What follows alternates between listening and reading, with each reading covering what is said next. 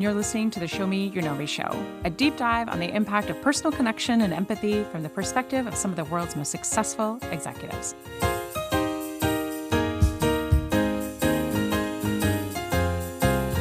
Hi, I'm Paige Tills and the Vice President of Marketing at Samsales. I'm also your podcast host today. Wait, don't turn off the episode. We actually have something fun planned.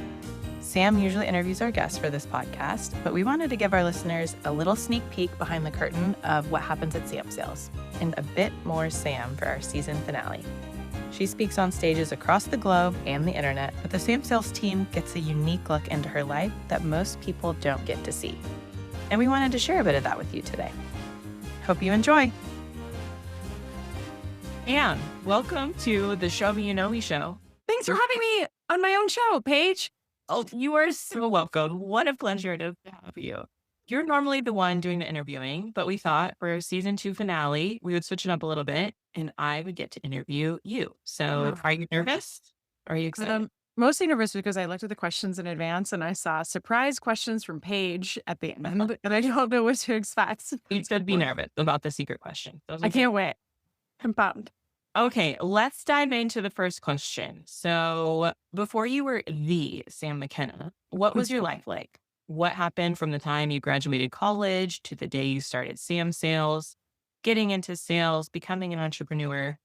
What was that kind of in-betweeny time like? So I went to FSU. I graduated in 2003. And something that some people know about me is that I was a military spouse I was a military spouse for 4 years because my then husband was in the military. He was an officer in the Army for 4 years. And so I moved to Korea right after college, about an hour outside, actually 2 hours outside of Seoul. And then taught English as a second language. Then I moved to Germany after that, went through deployment, the whole 9 yards. And I made a whopping $12,000 a year working full time as a financial advisor. I had absolutely no qualifications, certification, licenses of any kind, but I'd read some Susie Orman books and I was pretty passionate about financial literacy. But I became equally passionate about thinking about how there were so few opportunities for military spouses. And I was surrounded by people who used to be the number 2 at Fannie Mae. There was an executive from Boeing that was amongst me. And I was just a recent college grad. I had absolutely no idea what I wanted to do with my life, but there were so many talented women, multiple master's degree holders, and no economic opportunity for us. Nobody would also hire us because A, we lived abroad, and B, we had to move quite frequently. So it was tough. How are we to make money? How are we to contribute to society? How are we to keep ourselves busy, especially when we're really young and might not have any kiddos or other things to keep us entertained? Then after 4 years abroad, my husband said, well, you followed me for 4 years. Time for me to follow you. Where do you want to go? And my best friend lived in Washington, D.C. That's where I lived for a few years of my childhood when I moved to the States from Europe. And I was like, well, let's move there. So for almost 20 years, I have been here. I actually got into sales right after I moved to D.C. I was very, very impatient, as many of you guys know I am, especially with the urgent bird gets the word slogan that we have. But I couldn't find a job for about a month. And I actually was in a pottery barn. A customer was asking me for advice about a frame to get, and I started to help her. I started to pitch her on a frame. I asked her a bunch of questions, and the general manager walked over and she was like, hello. And I was like, hi. And she's like, that was really amazing. You should come and work here. And I was like, oh, I don't have a job and I love Pottery Barn and I hear you have a discount. And okay. And so I took a job at Pottery Barn as a decorations manager. I think it was DECAC was the actual name, decorative accessories. I actually helped to open up the largest Pottery Barn in Washington, D.C., actually in the United States, which was in Tyson's Corner. It was really, really cool. Yeah. I didn't know any of it. I didn't know the Pottery Barn story. Oh, man. Yeah. It was one of my favorite jobs ever, except for the fact that I had to work nights and weekends. I really, really hated that. But I got to work there through Christmas. In fact, it's where a great customer story comes from. Marty Grunder is a customer service expert and speaker, and he also owns a landscape company. And he came in and had this horrible experience at Pottery Barn and made everything better. And he wrote about me in his customer service book just from that one thing. I know. And I talked about it on LinkedIn probably like a year ago. And I even tagged Marty in it. And I was like, Marty, back me up. He did not respond. That's all right. I'm in the book. And about 6 months into that, I thought, you know what? I want to hang out with my friends. I don't want to work nights and weekends anymore. So I It's a real throwback. I answered an ad in the newspaper about a company in DC that was hiring, and I went to their hiring event. I got hired as a marketing coordinator. I had no idea what a marketing coordinator did, but I figured I have a brain. I could probably do the job. Got the role, and after about 3 months in that job, my job completely changed, and I went into HR asking for, as in true Sam fashion, asking for a promotion, a job title, increase the whole 9 yards. And they said, we'd love to talk to you. Come back and talk to us Friday at 3:00. Well, naive Sam was like, can't wait a minute. Go out on a Friday weekend. It's going to be great. They're going to give me this big title and big promotion. And in fact, I got laid off. It was 2008, financial crisis was happening. And they said, thanks, but no thanks. But here's the kicker. In my time in that role, I did some great networking. I got to know everybody I possibly could, built relationships with people, asked people to go to lunch, et cetera, the clients of our company, et cetera. And I met a gentleman by the name of Paul Villella, who happened to own one of the most successful recruiting agencies in the Washington, D.C. area. And I called him the day I got laid off. We were actually supposed to have lunch the next week. And I said, thought I'd cancel our lunch. I unfortunately just lost my job. And he's like, well, I own a recruiting company. Why don't you come over here? And I was like, oh my gosh. Insert me secretly petting my hair, hoping that that's exactly what he would ask. And so through that experience, I got offered a job in sales. And I actually turned it down at first because I didn't want to do cold calling. I knew sales had such a bad reputation, but the company really wanted me. And I was able to negotiate for a whopping $5,000 more in my paycheck. I was so excited, and my base salary. And I got the promise that I got an extra $5,000 and I never have to make cold calls. And so 2008, early 2008 was the official start of my sales corporate career. Long-winded answer. Aren't you glad you asked? I am glad, but I think I love that I get to be the one to interview you for this because you are so passionate about hiring women, supporting women, elevating women, especially those that don't have the economic opportunity due to maybe their marriage or their location or their military affiliation. So anyways, I think that that's an aspect that people don't always know about you, is that you saw a need, you were in that same position, and then you worked to help those around you, which is just a through line through all of your career. Okay, we'll get back to all the sales and of course the LinkedIn stuff. So don't worry, all the Sam fans that are listening, we're definitely going to hit all of that. But part of the beauty of the fact that I'm the one to interview Sam is that we're going to get a little peek behind the curtain. And we want people to know some things that they don't know about you already, because you're everywhere. You're on webinars, you're on events, you're on podcasts, you're going to Dubai next year. So people have a lot of your content. So we want to give them something that they don't always get. Let's start with a few things that people might not know about you. I've heard, and by I've heard, I mean, these are some things I like to poke fun of you about. You hoard Progresso soup. You coupon, you stock up on Nespresso pods at every hotel you stay in. Where did this frugality come from? Okay, so in college, my mom, I posted about this once or twice before on LinkedIn, but I spent $4,000 in 1 month when I was in college, my mom's Amex Platinum. And this was back in the days where you couldn't see what you were spending in real time. 30 dadays later, you would get your bill and you would, fall out of your chair.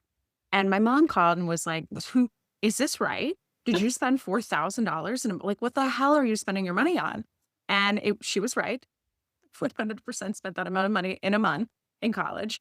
And she basically said, listen, I'm going to pay for your rent for 2 more months and then pay for your car for 2 more months, which came about $700 a month. And then she's like, after that, you've got to figure it out. You need to learn some fiscal responsibility. And I was like, where the hell am I going to get this money?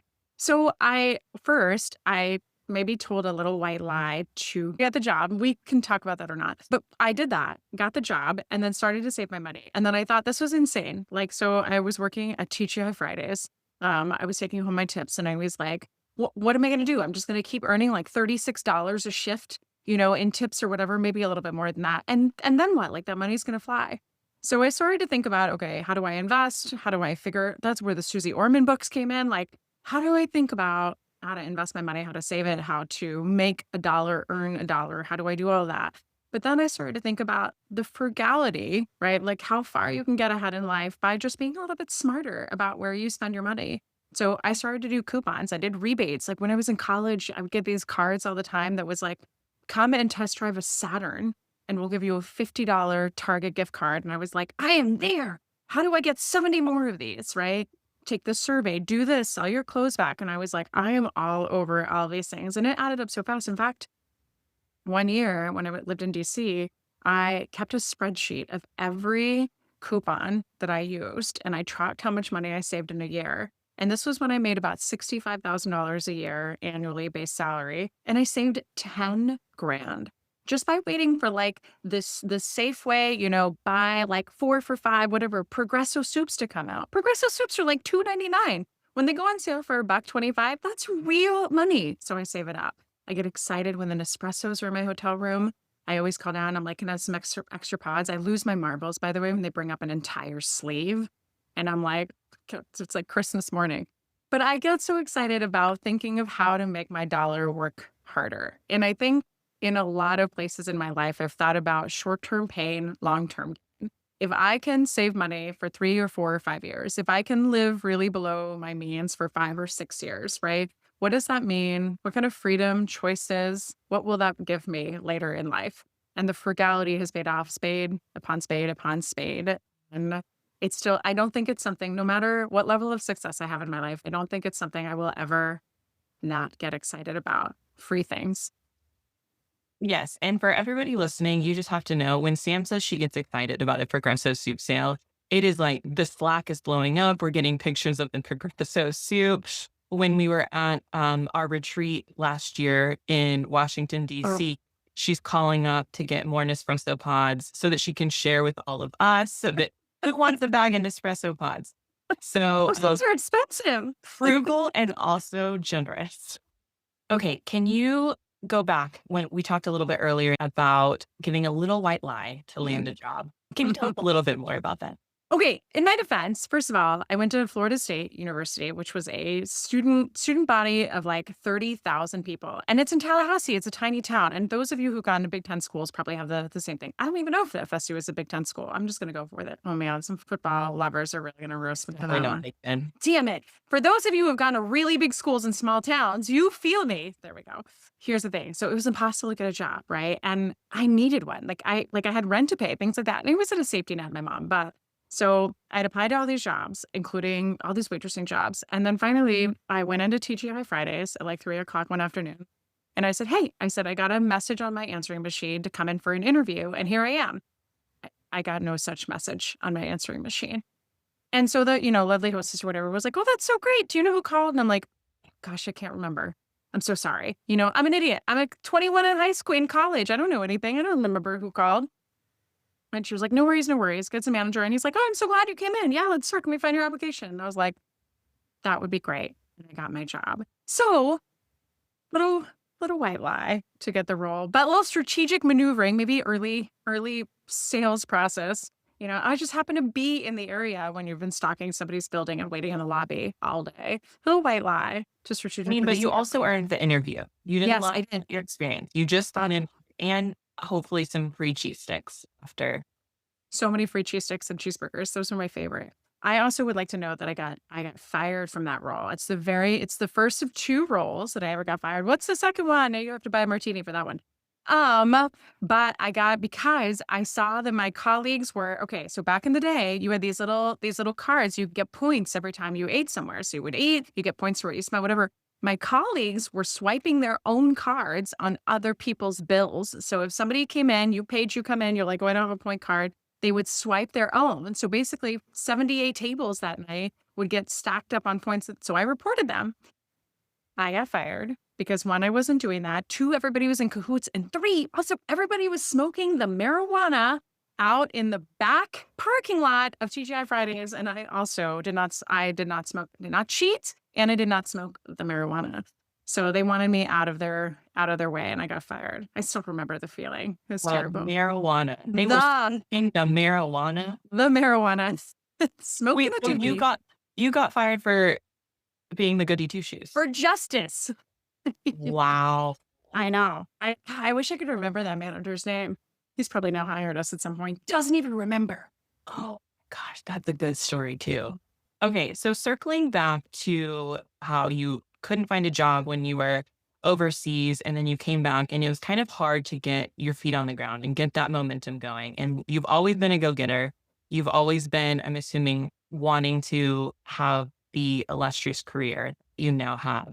For those people that are in the same position or they were recently laid off and they're trying to get back on their feet and they know that they have the capabilities and they just need someone to give them a chance. Do you have any advice for the mindset or action that they can take when they're in that position? Yeah, your network is really your net worth. And I know that's so cliche and we talk about it all the time. And even as you hear me say that, you might think that's cute. I have no network. The thing is, right? You do. You have a network around you. If you have even one person that is connected to industry, connected to space, you have a network and you have a starting place. If you don't, you have a network on LinkedIn. You have our network through us. Come and engage with my comments. Go and look and see what people are talking about in my posts. Go and engage with their content as well. And you can build your network from there. And it's as simple as this, right? If you do know someone or you're looking for a role and you're connected to somebody, be open about it and be transparent that you're looking for a job. I think sometimes people are hesitant even to do that because they're like, I want to be pursued. And if I go and look for the job, I no longer have the upper hand because I want the job more than they want me. But first of all, that may be true, but you also bring so much to the table in theory, right? That you're valuable, right? There's still things that you can negotiate for, et cetera, especially if they end up wanting you. They just have to know that you exist. But start by saying, I'm looking for a job in this space. I'm trying to figure out how to build my network. I'm trying to figure out how to be seen. You've been in this space. Do you have any tangible advice for me? The other thing is if you're starting to ask for advice from people you don't know, don't out of the gate ask them to pick their brain or for 15 minutes or for 30 minutes. So you might say, Sam, we don't know each other at all. These are the investments I'm trying to make in my network. This is where I'm trying to go. I have 2 pointed questions for you. Can I send this to you? Would you mind sending me a quick voice message back when you have a second? I'd be really grateful for your time. People will do that. If there's an opportunity, people will get on the phone with you, by the way, and let you pick their brain. But for me specifically, because I get that asked so many times and I just don't have the time in the day, send me a question. I'll send you a voicemail back. Somebody just sent this to me the other day and I sent 2 videos while I was walking my dog Rugby. And the person wrote back and was like, first of all, it feels like you're just like talking to a friend. We don't know each other. Hi. Second thing, it's like, if there's a chance for me to help async, and it literally takes me 3 or 4 minutes to do, I'll do that. What I don't have the time for is the 15 or 20 or 30 minutes times 100. But start there. If you are already sort of connected, right? Or you just got your big break and you're like, okay, now what do I do? Network inside of your organization. What I will say is be mindful of how quickly there's turnover in your company. So I was an intern at CNN when I was in college, and I did exactly that. I networked with everybody. I swung by, I asked if I could grab lunch with them. I did all my things without realizing that people who work at networks change jobs like every 12 months, basically. So when I graduated college and I was like, aha, I can go back to CNN. I've got my network. Everybody's going to want to hire me because I was a go-getter. And I walked in and it's like, none of those people work there anymore. I was like, well, shit, all wasted, all time wasted. Just kidding. I still know 2 of them. But think about that too. How do you stay in touch, in building that? How do you make sure that they continue to know who you are and just that one time? Thank you. Let's go to the next question. What's a skill that you now see as a superpower that didn't come naturally early in your career? It's patience. And I say that that's really funny because I don't even have patience anymore. I still don't have patience. But here's one thing. So if you have ever worked for me, as Paige, you can attest, if you have ever worked for me, 1, I have a short fuse for a few things. 2, I am very, very protective of my own team and people. And so if I get an email where somebody is trying to take advantage of us or has been rude to us or something like that, I'm pretty quick to hit reply and give them a piece of my mind.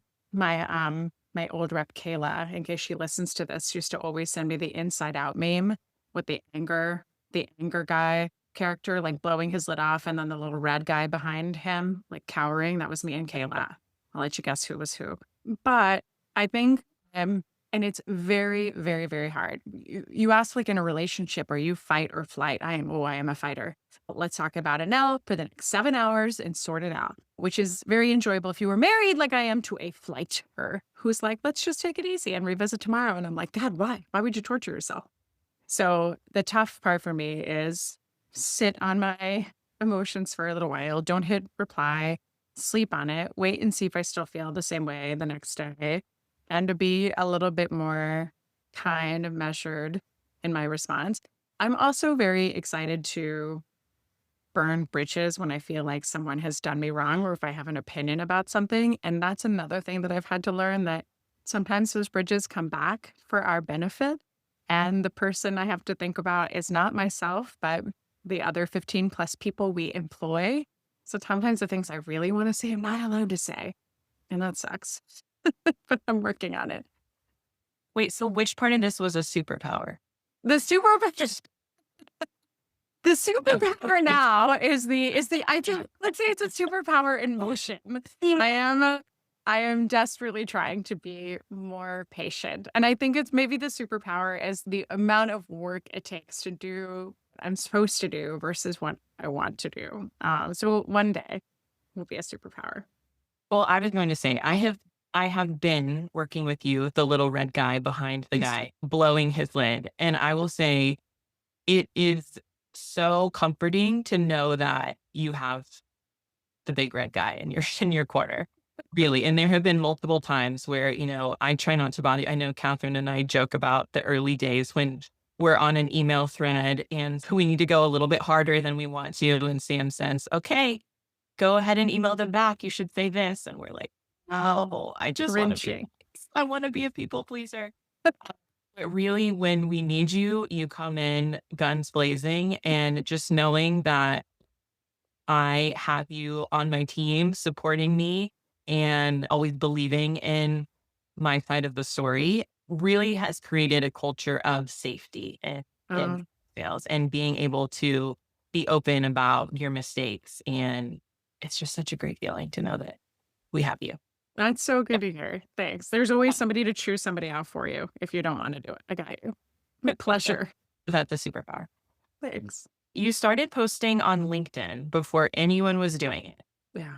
And you started a hashtag that started out as it was Sam Sales, now has turned into the company Sam Sales. Was anybody even using hashtags in that way? Why did you start posting? And can you believe what it's turned into? No. So that company, the company where I took the job very begrudgingly, the $55,000 a year job that I took, that was for a small company that's no longer in existence called Precision IR. And when I was working there, we had some leadership changes and eventually brought in some real powerhouses from Dun and Bradstreet. For those of you guys who are familiar with the company, it's basically like a corporate credit score. So how likely are you as a company? I'm sure we have a D&B score. I'm sure it's impeccable. But how likely are you to pay your creditors? Are you on time? Yada, yada, yada. And so we brought these titans in, which I really credit for a lot of my sales prowess in the early days. I was so excited to learn.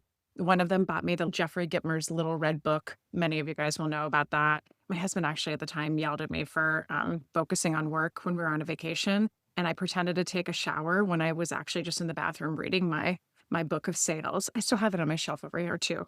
I was very excited about it. Anyway, I wanted to learn. I couldn't wait to succeed. Anyway, so these guys were there and I would ask for all this advice. And then I was like, oh, like, here's what I did to get this meeting. Here's what I did to get this deal. Here's a question that I asked. And they were like, I never thought of that. That's so smart. Oh, everybody should be doing it. And I was like, well, I've been in sales for 14 seconds and you've been in sales for slightly longer. If you think that's a good idea, like, would other people think that's a good idea? How do you already know how to do this? And so I thought, I would share it with our teams. People got value out of it. Really small, $25 million in revenue company. But I thought if they got value out of it, maybe other people would. And I've told this story just a few times before, but the very first post I did, I knew hashtags were a thing. I didn't really understand them, but I was like, well, maybe I'll post again. And this will be like my calling card. This will be my signature. And as I've joked about before, there's a reason why I'm in sales and not marketing, because Sam, my name, and sales, what I do, was as creative as I could get. So Sam Sales was the hashtag. But the very first post, I got an outreach from Sales Hacker. And if you guys remember Sales Hacker, which is now part of Go-to-Market Fund, Go-to-Market Media, was a publication and then conference that was run in San Francisco in the early days. And they reached out and they were like, hey, we loved your post. We have 6 things that we'd love for you to write about, one of these topics. Do you want to write for them? And I was like, I'll write for all 6. And they were like, Easy Tiger. You can write for 1. Let's see how it goes. And I was like, no, okay. I was so excited. And so I think with that, like, it just, I just kept posting, and I would post about like really light stuff, like, hey, I know a job opening, or hey, we're having a webinar, or hey, I'm going to New York. I can't wait. Just like, lame stuff too. But once I remember like getting my first 10 likes, and I was like, oh my God, my content's really popping. And then I remember getting my first 100 likes. I still remember sending a screenshot of that post to my then wedding officiant, my future wedding officiant for my second marriage, and being like, looks like people really liked this post. I was like a 6-year-old. I'd like just won a coloring contest. I was so proud of myself. And I was like, look at this. Yeah. And then it just kept going from there. I think like at first, much like people getting their start on LinkedIn, it was squishy feedback, right? Like, this made a difference to me. I really love this play. I sent this around our company. And then it was different feedback. We'd love to talk to you about working for us. I got recruited a ton from my LinkedIn content for competitors of my company to companies that I didn't do anything in their space at all, that I never had an idea that it would turn into something like this, or that Show Me You Know Me, or it would take off in the way that it has, or though anybody would even care about what I'd have to say enough to pay us, for an hour of my time, let alone a whole training, or a LinkedIn executive brand strategy. It's wild. Yeah. You were one of the first in. And now one of the many, many, many, many. I wonder how many people were actually even posting at the time. Who knows? There's probably like 14 of us. We should probably look back. We should have everybody pull a record of their posts and see how far back they go. Mine's 2011. That would be crazy to see. I bet you were top, But the 0.01% posting. That's right. And the first post was about Show Me You Know Me, of course. So there you have it. Yeah. For anyone who doesn't know how long back it's gone, it's been a minute. Full circle. Okay. Then LinkedIn recruited you, which was a pinch me moment. You led enterprise sales for LinkedIn Sales Navigator. What did you learn from that experience? What was the biggest takeaway? When I got recruited for that job, I was also being recruited for the CRO role at Chorus. For many of you who know, Chorus got acquired by ZoomInfo. And I think what I learned from it was the importance of really being intentional about the decision you make of where you're going to go next. So let me maybe talk to you guys about that for a second. Chorus at the time, I think, was still sub $1 million in revenue. So me being CRO wasn't like, wow, it was just a big fancy title for a company that was hoping to survive. And in those interviews, right, I was leaving a company. I had worked for a very small company. I had worked for On24, which was maybe 500-600 people globally as an organization. And it was, okay, do I want to take what I think I'm capable of doing and build a startup? Or do I want to go and see how another organization that's slightly larger, 15, 17,000 employees, works? And in the end, for me, the move to LinkedIn was a lateral move. In fact, I think it might have been like a smoosh of a step down, because I was a second line manager at the time and I was moving back to being a frontline manager. So more of a lateral move, even though it was a larger company. But for me, it was getting to represent a brand that I still bleed blue out of one arm. And 2, getting to work for an organization that was so much larger and in a global capacity, and see how they ran things.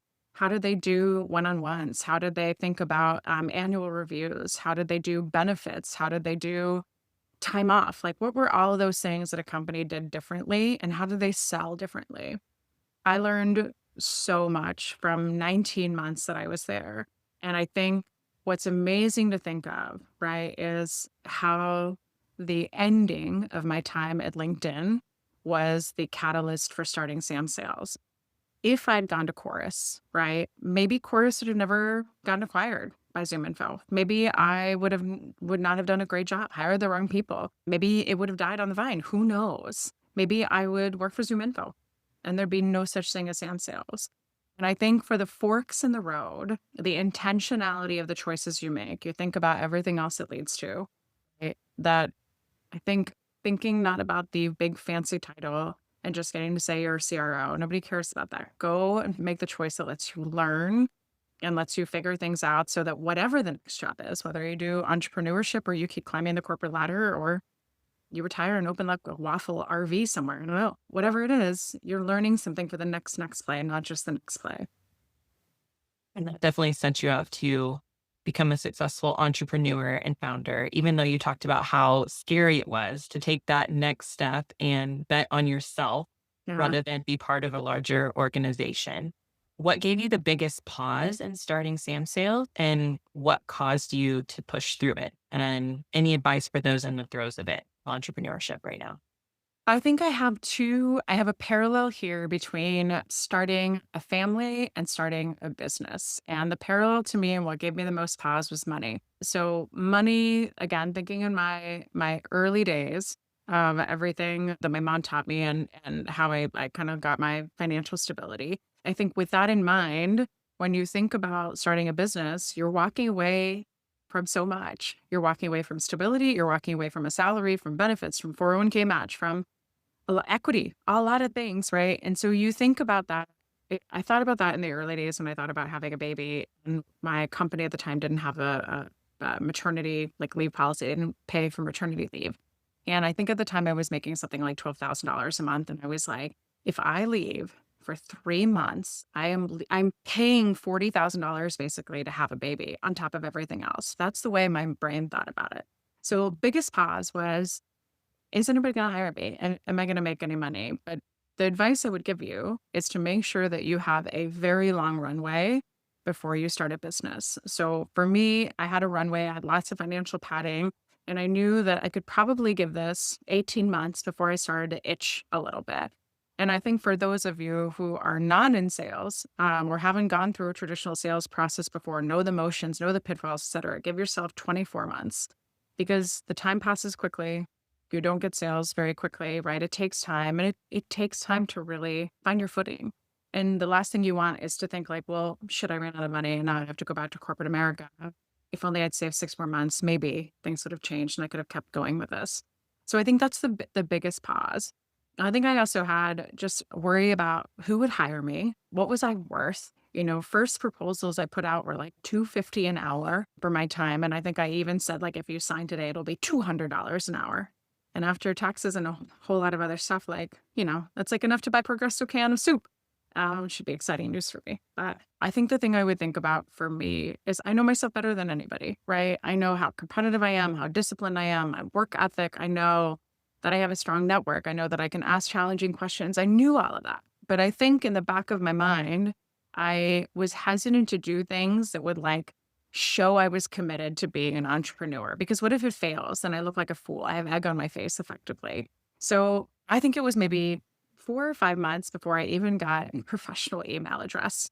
You can still email me at my old email address. And again, my future wedding officiant was like, we got to clean this up. You need a professional email. And I was like, okay. And then one of our clients, Robin Addis, was like, are you going to get a website? And I was like, who needs that? Just email me. And she's like, you need a website. And so finally, I think 18 months in, I caved. I mean, Paige was part of that, so she knows. But it's finally caved and then created that. I wish I'd thought a little bit more, wish I'd bet on myself a little bit more and had some faith that if anybody was going to see this succeed, it was going to be a personality like me. And I wish I'd done a few of those things with a little less fear. It was almost like you didn't want to throw yourself in too far in case it failed, or that it seemed like maybe even braggadocious saying, this is me, hire me. But really, you should have known how much value you had, set your rate at the rate that you knew you could deliver on. And like you go and meet the parents and then you guys break up like the next month. Your friends are like, how did you not know? And you're like, I don't know. I should have waited another year to meet the parents. And I wouldn't have looked so foolish. Just kidding. Parents love me. well, you're 6 years in now to Sam Sales. What still keeps you up at night? Like literally everything. You guys have heard the adage that it's lonely at the top. And it really is, because I think what you have when you build a business, especially a founder-led brand, right? So we're not selling a widget. We're selling Sam and her brain and the things that she's created and all of that. And I think when you do that, there's a lot of pressure, not only to make sure that people still like you, that you stay current, that the things that you have to say are still on par with what people are struggling with or what they want to see. So there's a lot of pressure that you are the product sometimes because you're the marketing machine. And so if you get canceled, if you blow your lid about something if you answer a cold call the wrong way and then the audio gets off. Who knows, right? But again, there's so many people that are relying on you that you have to think about how do you maintain a product, and a brand that people still want to buy. I think also the growth of our business, the stability, the infrastructure. Do we have the right, one pagers? Are we, building a product the right way? Have I cared about our team enough recently? Have I celebrated somebody on our Little Wins channel, but not another person? Do I even do that enough anymore? On and on and on. And I think especially if you are someone who has very, very high standards, holds yourself to a high bar, it is easy to feel every single day like you are failing. And I think the minute you even give yourself reprieve, it's like you don't let yourself do that, because if you stop thinking about it, that's when it breaks. And kind of like I talked to our money managers about that. And I was like, I probably log into our financial apps like twice, 3 times a day. And they're like, and I'm like, what? And they're like, that's a lot. But it's actually on par with their other clients. But I'm like, as long as I just, all right, is it still there? Okay, it's still there. Is it there now? Okay. It's 5 o'clock. How the market do today? It's a little security blanket. Check it. So it's something, all right.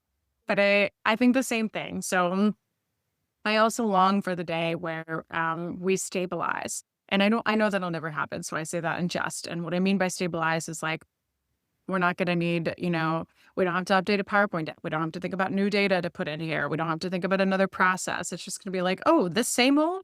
Oh yeah, this is how we've been doing it forever. I don't think that ever happens in a business. You never stop if you're doing it right. You never stop evolving, growing, etc. So that's always on my mind. And I think the last thing I would say is like, it's tough because especially as CEO, no one thinks about this business in the same way that you will. And so it's like from morning, noon, and night, it's on your mind. But I even dream about work. My husband told me this the other day. He's like, I've never dreamt about work. And I'm like, what are you talking about? And he's like, I just know. And he's like, it's so unfair that you dream about work. He's like, you don't even get a break in your dreams. And I'm like, I know. But yeah, everything. I worry about everything. Well, you put a lot of pressure on yourself, and not only for the finances and the staying current on what we're delivering, but also, like you said, did I celebrate everybody enough? Is everybody getting enough time with me? And I think you're very hard on yourself in that respect. And I can say that you check in and you ask like, hey, how am I doing? Can I improve? And I will say that you always surprise me with how far you go above and beyond, and making the little comments and shouting people out and checking in. And one of the things that surprised me the most when starting working with you is how generous you are with your time as the CEO and the founder and the person who has zero time. I think the thread of being different has been part of my entire career. Like, how do we be different about everything? How we sell, how I show up, how I'm prepared for my bosses, how I'm show up differently as a leader. And I think that's one of those things. It's a currency, it's a currency for me, because if you feel cared about and supported and celebrated and all those things, it's also, I think it's rare to have leaders like that. So my hope also is that our place will be a place people want to work for as long as they humanly possibly can, right? That they're always challenged, they're always loved. Like, we're not a family. You're not allowed to say that anymore. But, that we're a very tight-knit group of incredible women. And I hope that's one of the many perks of getting to work here. Yes, it absolutely is. So we still have a couple questions to get to. Okay, a question I know many people want to hear about. You talked about waiting a bit longer to have your son. What advice would you give to those women who are dedicated to their careers and unsure about making a leap, both if they even want to and what it would mean for their careers if they do? I waited to have a son because I think a couple of things. One, I just didn't know that I wanted to be a mom. I wasn't sure about it. I loved my career. I loved my freedom. I loved getting to spend money on things that I wanted to spend money on. And I just wasn't sure. I wasn't sure it was for me. I had a lot of friends who became moms and they needed to vent also. And so I would learn about all the things that were going on with their kiddos that would just make me go like, oh, sucks to be you. I wouldn't hear about the good stuff and all those moments that we soak up as parents. But I would just hear about the 17 of our kids have thrown up all over the car and we can't go on vacation. And I'm like, oh, I'm on my way to vacation first class right now. Sucks to be you. I'd say that in my head, by the way. Don't worry. I never said that out loud. I'm not that terrible of a person. But a piece of advice that I got was that there will never be a right time to have a kiddo, and you just need to do it. And I think that that's right and that's wrong. I think it's right in that if you try to measure out exactly the date and the time and the month and all of that stuff, that there is no right time, because you don't know if you're going to get pregnant today and you don't know if you're going to get pregnant 3 years from now. So you can plan, and I think you can think about that and hope for the best, but there's never going to be just a right time. I don't think that it's right, though, in thinking about there's no right time, because I do think you need to be ready. Some people just know. They know when they are 3 years old that they want to be moms. Other people take like 40 years to get there. And so I think about it, have the conversations, right? Rationalize it, talk to the people that you really respect, air your grievances in the most honest way about maybe why you don't want to be a parent, why you're nervous, right? And hear the feedback, ingest it, right? Process it for yourself and think about it that way. This isn't advice also. This is my own personal experience and my perspective. And I think sometimes advice can be tough here, because it's like, I'm not telling anybody what to do. I'm telling you what worked for me.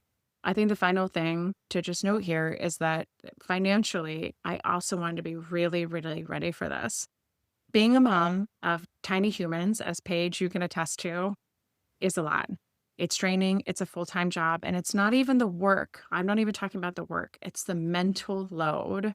What are we doing? Did we sleep last night? Have I gotten things we need? Are we out of formula? Do we need more diapers? What's happening here? Do they need to be in classes? Are they hitting their milestones? Do we have an appointment? Do we need to go to the dentist? They're sprouting teeth. All day, every day, on top of all the things that you're supposed to do. Be a friend, be a spouse, be a human being, be an employee. It's a lot. So with that mental load also comes the need for some freedom. And it's not just date nights and things like that. You need time, you need support, you need freedom to be able to buy the things that you need to get some time off for yourself. So there's no right time. If you can and you can wait, I would say save up. Save up to continue to invest in who you are as a couple, as a person, as an employee, etc., even when you have your tiny human. Well, I think it's really important that you share this and share your side of how you came to be a mom, because I think you're right. Sometimes people will only hear one side of the story, or they hear, like you said, only the bad, or you'll just know, and they don't have that immediate feeling. So I think you sharing this is helping a lot of women who are considering all of the changes that it's going to make in their lives. I'm going to say maybe just two more things on that topic. Is that one, I know so many people, no matter what age they are, who have struggled with fertility. And man, is it a really tough go. But I will also say that I think in support of those people, the people that don't have issues with fertility often don't talk about the fact that they didn't have issues. So all we really hear is issues with fertility, and that can make us panic. At 41 is when I got pregnant at 41. And like, I got pregnant on a weekend, really quick. The other thing I would say about that is going back to the idea of short-term pain, long-term gain. Those first 2 years are going to be tough, and it's going to be sleepless nights, lots of blowouts. Enjoy that. Lots of changes, changing sense of your identity, all of that stuff. But I will say, right, that every phase of a little tiny human has a shelf life. And at some point, they're not going to have the blowouts anymore. They're not going to need you in the same way. You know, all those things start to disappear. And man, you get the rest of your life with them. Short-term pain of having to adjust to that new way and new lifestyle as a parent for a really long road of long-term gain, hopefully. Yeah. All changes are hard, and that it's definitely one that takes some adjusting. I'm with you on that. I think another thing that I had to get it was very different, and that I had to get used to, was the idea that, you know, you're now a parent. You're working. Your brain is from 9 to 5, 8 to 5, whatever the timeline is. Your brain is focusing on work. And then all of a sudden, your childcare ends, right? So at 5 o'clock or 5:30 or 6 o'clock, it's like, pencils down. It's like you're taking an exam, and all of a sudden the teacher's like, that's it, you're done. And you have to push back from your desk. You have to go collect your kiddo, right? And all of a sudden, not only are you not working, you're leaving piles and piles of unreplied to Slacks. You're in the middle of an email, things that you should have gotten done that you didn't get done. And you can't do that anymore at this very moment. You might also have direct reports who are relying on you, people who want to get things done that need answers from you. And you can't do that anymore. So I think it can be really easy to hear me say that also and be like, well, that's great. Your priorities change, you reallocate what you say yes to, et cetera. But it's an adjustment. It takes time. It takes time, one, to realize that this new way of life is different. It takes time to then say, the problem to solve here is reprioritizing my time, saying no to more things, making sure that I only say yes to the priorities. But life and work doesn't actually work that way also. Sometimes things catch on fire at 4:30 in the afternoon and you have to pencils down at 5. You have to pencils down at 5 o'clock. And so I think that was an incredible adjustment, feeling like I couldn't just work until 6:30 or 7 or 7:30 like I used to all the time. And I thrived getting to work after hours. I loved the quiet time. I loved when my team eventually left. I loved having a stack of to-dos that I could just get through, my productivity list. And that went away. And frankly, after I had the time with Alex at the end of the day and then put him down, made dinner, going back to work, I was zapped from the day. So then going back to work, pulling up my laptop, right? That also took getting used to. And frankly, I didn't do it. I just worked and worked on my phone. But it really kills you from a burnout perspective. So one, it just takes time. No matter how prepared you think you are, you are going to burn out at some point. You're going to have to wait and readjust and figure out your priorities or figure out how to lean on your partner more. I think maybe the last thing to mention there is I am terrible at asking for help. And this is something that I talked about even in the very early days of having Alex was like, I have to ask for more help. And I'm still really bad at it because somehow I see him, even though let me caveat this by saying that I'm married to somebody who is not even an equal partner, is like a 65% to my 35% partner. Ryan does so much for our family and our home. But I think just maybe being a woman, I have the mental, I don't know, perspective that the baby is my responsibility. And when someone else is watching him, somebody is doing me a favor, even if that's Ryan. And that's still taking time, almost 2 years in, to shake that perspective off that it's both our responsibility. Yeah, it's so hard to share that mental load. I feel the exact same way. And I think maybe one thing is to try to not be like me and try to communicate your feelings about the mental load that you're carrying beforehand.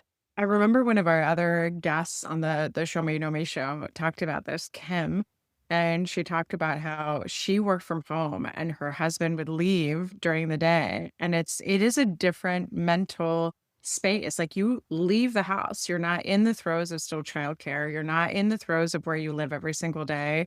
And it's different. Like you're on the metro, you get to read, you're in a different building, you communicate with other people instead of just digitally. You come up back on the metro or the subway, you have driving time where you can listen to NPR. It's different. And I think sometimes we don't even see that too. Like we don't see that change in mental break, but also that because they're not at home, or somebody else is responsible for picking up the kiddo at the end of the day, that you can work until 5:30 or 5:45 or 6:15. Must be nice to get to work more, but it's true. I don't think it'll prepare couples enough for the change in all of that work dynamics, especially for two like hard charging go-getters, who have very demanding jobs. Like it's tough for both of you to balance. Yeah. Okay. Now, as promised, we're going to get to some surprise questions. I love it. So don't be nervous. Okay. Hey, team, a couple questions about some behind the scenes Sam stuff. So one question was, what's the best thing about working with Sam? And some of the responses were her kindness, her whip smart humor, and ability to show me, her team.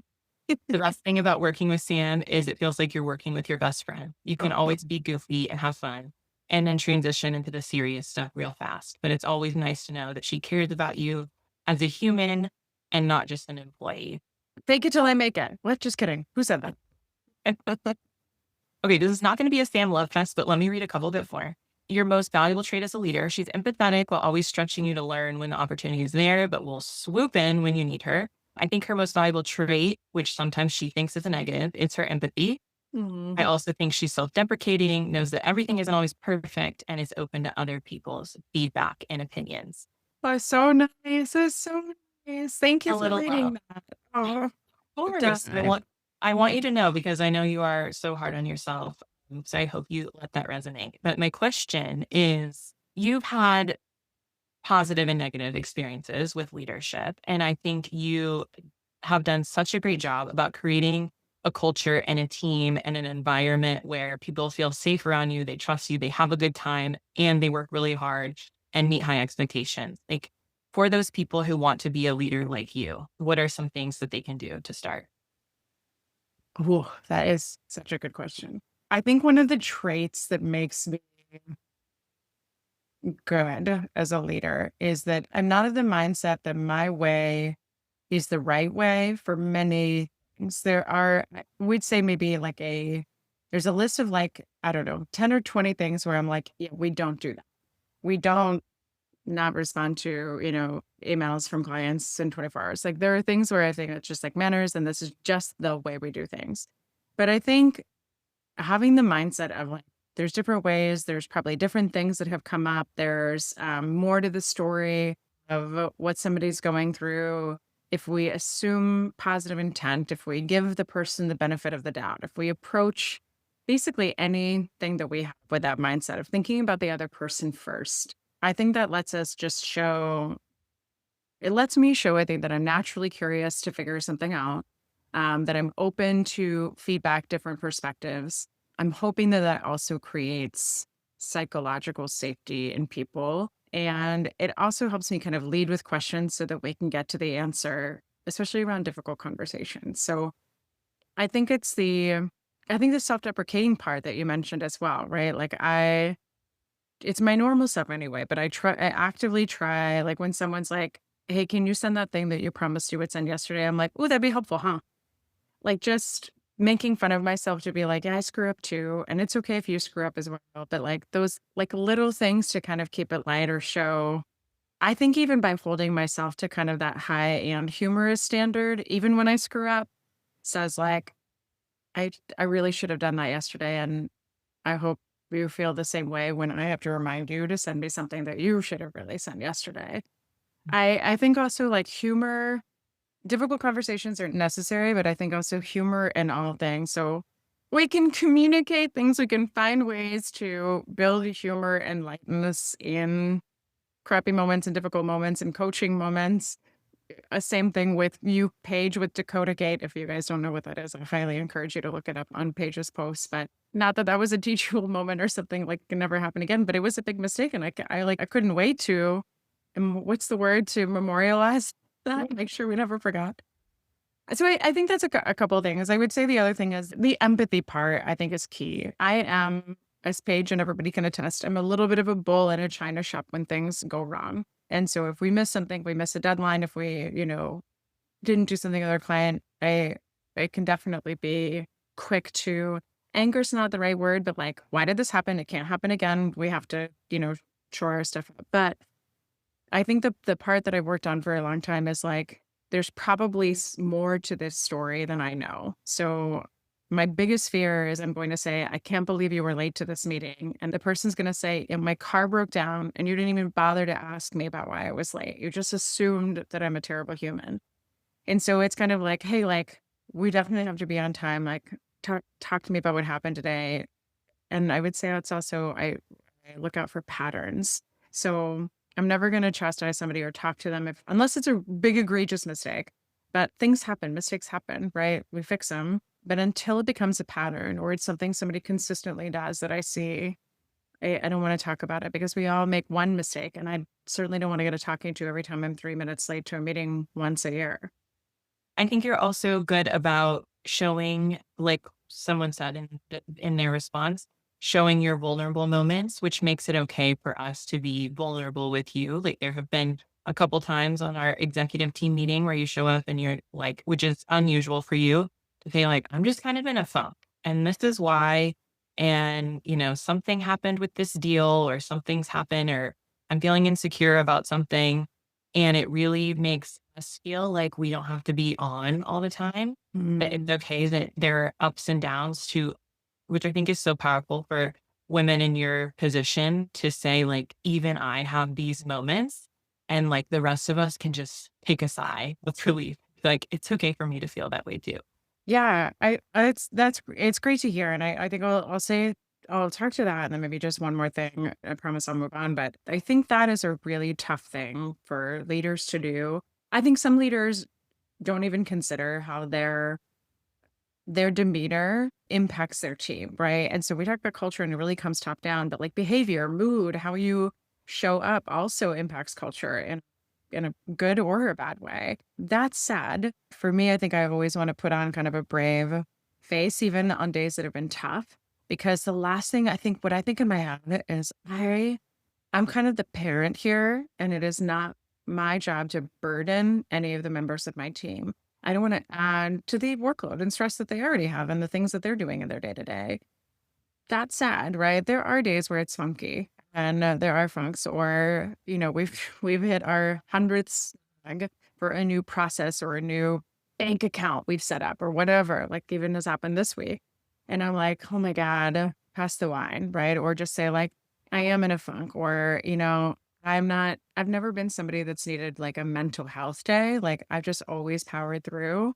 But even now, like it's like think I need a minute. I'm gonna go back to sleep. I'll come back on at 10 a.m. I think just the other thing I was gonna say, one thing that I do think is a superpower of mine is question asking. Like, and I'm genuinely interested in people's lives, but I think we're very surface level these days. How was your weekend? It was good. I went to the fair. Cool. Did you have fun? Yes. Great.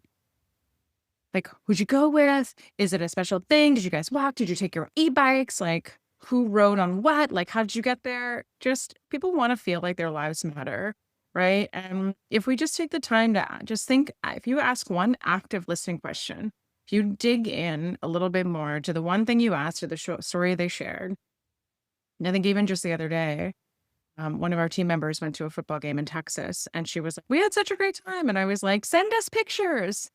And she's like, here's the picture. And I'm like, who's in the picture?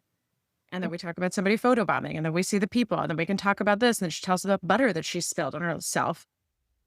And all of a sudden, right, we have stories and connection and people talking. And so I think that's one thing, like make time for that. Sometimes I don't have time for that. I'm like, let's get to work. But it's really important that you do that. And I think that creates a whole different culture. Absolutely. Okay, well, I think that's the end of the finale episode. Sam, thank you for taking the time. I hope everyone enjoyed this little peek behind the curtain of Sam McKenna behind all of the sales and LinkedIn intel that you normally get to see. I loved it, and I hope you did too. I adore you, Paige. Thank you for everything. Thanks, you guys, for hanging out.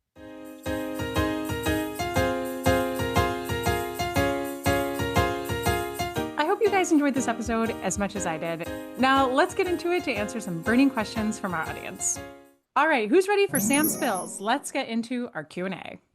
I struggle with objection handling on discovery calls. Can you share your response to a few common objections? For example, we don't have budget, we already have a solution, etc. I love this question. So a couple of things I want you to think about.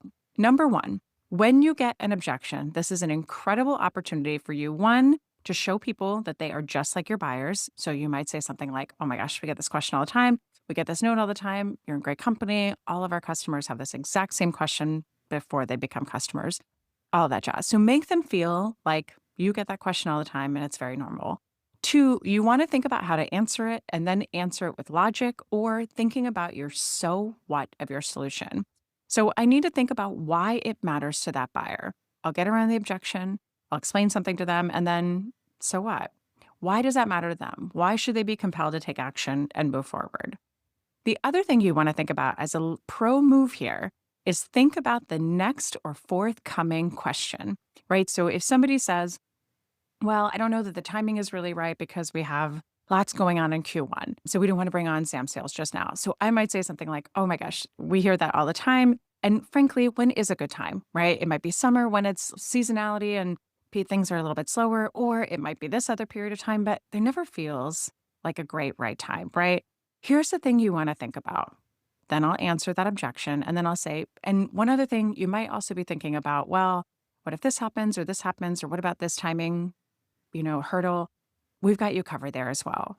So as soon as you start to show that you already know what the next objection is, what the next thought or next question is, you are building tremendous rapport and trust because they know that you think just like them or you already anticipate what's on their minds because people have those same questions.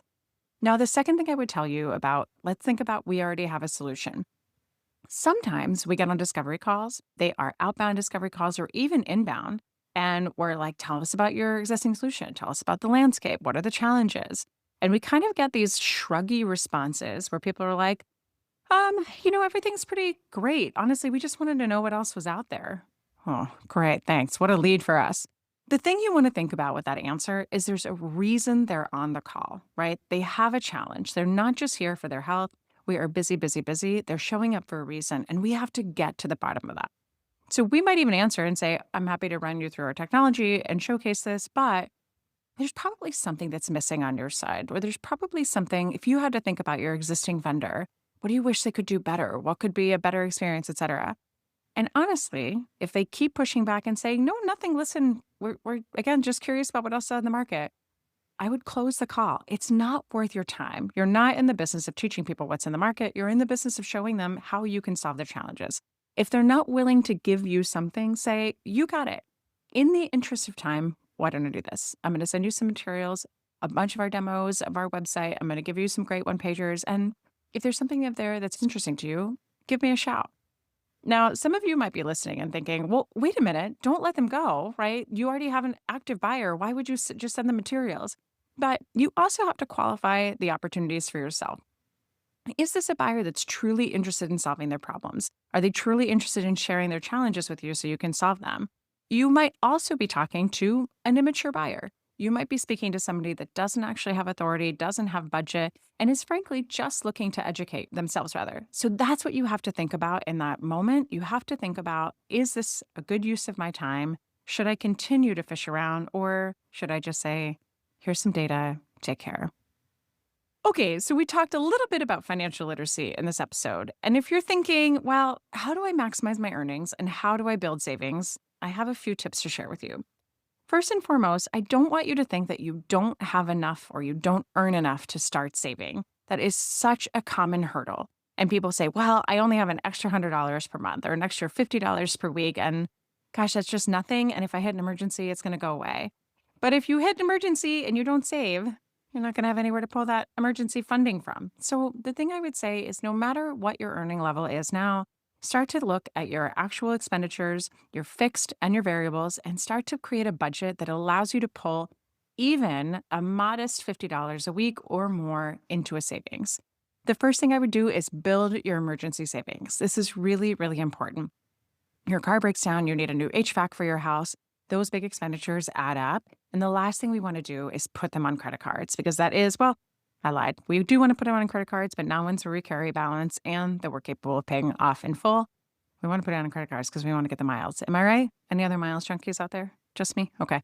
But we want to make sure that we have the money to cover that. The second thing that I would say is, especially if you are at an earning limit that allows you to invest in a Roth IRA, and depending on when you're listening to this, check what those limits are in this given tax year. But if you can do that, then one of the things that I would do is start to put money away there. The Roth IRA is one of the most fabulous things you can do. It allows you to put money away after tax, meaning you've already paid tax on it. Your employer gave you your paycheck. They took out all your Social Security, all that stuff. And then you've got the leftovers. That leftover will go into a Roth IRA. The beauty of a Roth IRA is that it grows tax-free for the rest of your life. Now, I'm going to get back to that in just a second. The next thing I would say is check first to see if your company, one, offers a 401k, and two, if they offer a 401k match. Many employers do offer 401ks, and a lot of them also offer matches. And that might look like something like, hey, we will give you $1,500 of match to your contributions, or we'll give you 5% of your paycheck so long as you contribute this, whatever it may be. If you can afford it, the first place I would put your money, even before the Roth, is to that matched 401k. I would figure out the math to figure out how you can invest exactly what the match is. And then if you have any money left over, I would put it in your Roth. Now, why would I pick the 401k first? Because that match is an immediate benefit. It's an immediate gain to you. If your employer says, I'm going to give you 50 cents for every dollar you put in, you have just made a 50% return immediately. That's incredible. The things you want to keep in mind are that the 401k is pre-tax, meaning before you get your paycheck for your employer, that 401k comes out. For instance, let's say you make $1,000 a month. Before you get that paycheck, your Social Security, your Medicaid, et cetera, comes out, and so does your 401k amount. So then whatever's left over is then taxed and you get that. Now, it's a little bit of a lesser tax hit to you now, but it can be a big one in the future. That 50% match that you get, in theory, from your employer is an immediate gain, and we want that. But the piece to keep in mind is the difference between the Roth and the 401k is this. If you put $1 in each account today and you never touch it again and it grows to $1 million, both accounts by the time you retire, your Roth comes out free and clear. You get that $1 million right there. You've already paid taxes on the $1 you put in, and your money grows tax-free. So any money that grows in that Roth comes tax-free to you. Now, the 401k is different. The $1 was pre-tax, so you owe that tax on it now. Not a big deal, right? But you also owe taxes on the growth. So let's say you take $300,000 out in your first year of retirement to pay for something. You're not going to get all $300,000 here like you would with a Roth because you still owe taxes on it. So it's something to be very mindful of. Both tremendous, tremendous vehicles, and I would absolutely do it if you can. Okay, we have time for one more question, and I love, love, love this one because there are so many nuances to this. So the question is, I'm an AE and I'm about to start doing in-person meetings, lunches, happy hour dates, things like that, and I don't quite know what to do. Am I supposed to pick the location? Am I supposed to be the one that pays? What are the nuances that I should think about? So a couple of things here. Number one, location-wise, I would pick always something that's convenient to the buyer, not to you. Think about this, like as a rep, you're of course going to make every effort you can to get to the location. But for your buyers, they have a lot of things on their plate. And the farther it is from them or the less convenient it is for them, the more likely they may cancel if things get a little bit out of hand. So find a place that's convenient either to the neighborhood that they live in or to where their office building is, depending on where they will be that day. The second thing is I would always pay. Now, if you're doing this on behalf of your company, you have approval to get this expensed and to be able to file this, but I would make sure to talk to your leader first, make sure that there's an understanding of where you should go, what you should spend, et cetera.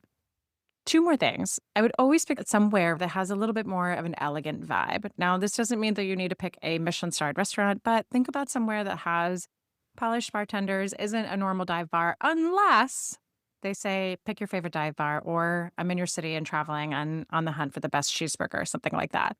Otherwise, I would find a place, right, that has a little bit more of an elegant vibe, that has a little bit more buttoned up, right? Probably not with a stuffy atmosphere, but look for something that reflects an executive presence of the location. And the final thing, get there in advance. If you're doing a happy hour, I would say get to the bar, especially if it is crowded and it is a hot place to go. Make sure that you get there early. And I'm talking about if you're meeting at like 5 or 5:30 when things get really crazy, I'd probably show up at 4 and show up and hang out for quite a bit of time. I want to make sure I get a seat. I want to make sure to get to know the bartender. I want to have water. I want to have things, maybe even a little snack by the time they arrive. I want to be very in control of the situation. Now, the other note is if you're doing lunch, make sure to do a couple notes, lunch even or dinner. One, in the reservation, I always make notes that this is a business meal and that I want the check brought to me without asking at the 60-minute mark. Now, what this does, right, is make sure that, again, I'm in control. I don't have to flag the waiter down. I'm being very explicit about the experience and the timeline that I want to be on. The second thing is I reiterate that when I get to the spot, again, early, and I make sure to let the hostess know. I leave plenty of time for all sorts of errors that come up.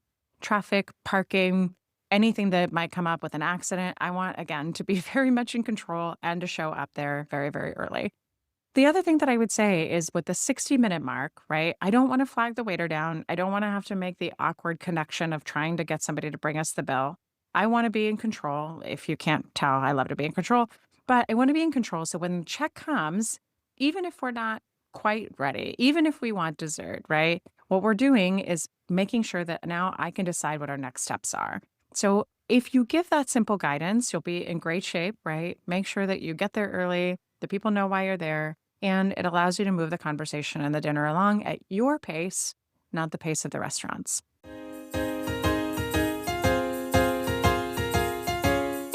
that's a wrap on season 2. How did we get here so fast?